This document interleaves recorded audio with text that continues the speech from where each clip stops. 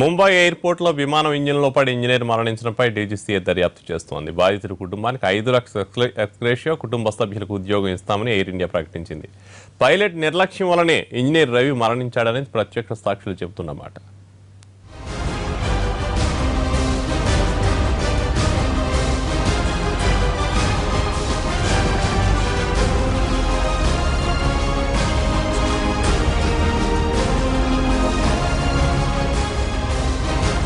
ముంబై నుంచి హైదరాబాద్ బయలుదేరేందుకు రన్వే మీద సిద్ధంగా ఉంది ఎయిర్ ఇండియా విమానం. ఇంతలోనే ఒక్కసారిగా అరుపులు, కేకలు. విమానాన్ని పరిశీలిస్తున్న ఇంజనీర్ రవి సుబ్రహ్మణ్యాన్ని విమానం ఎడంవైపున్న ఇంజనీర్ లోపలికి లాగేసింది. అంతే, అక్కడికక్కడే ఆయన మరణించారు. పక్కనే ఉన్న ఓ సహాయకుడు కింద పడిపోవడంతో ప్రాణాలతో బతికి బయటపడ్డాడు. విమానంలో ఉన్న 100 మందిని కిందకు దించేసి గంట తర్వాత వేరే విమానాల్లో హైదరాబాద్ పంపారు అధికారులు.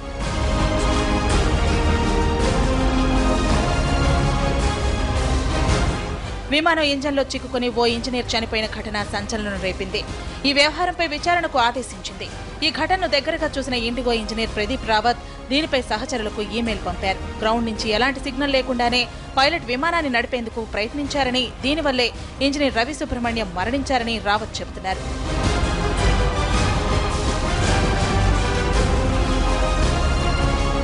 ఈ ఘటనకు కారకులైన పైలట్, కో పైలట్ ను ఎయిర్ ఇండియా విధుల నుంచి పక్కన పెట్టింది.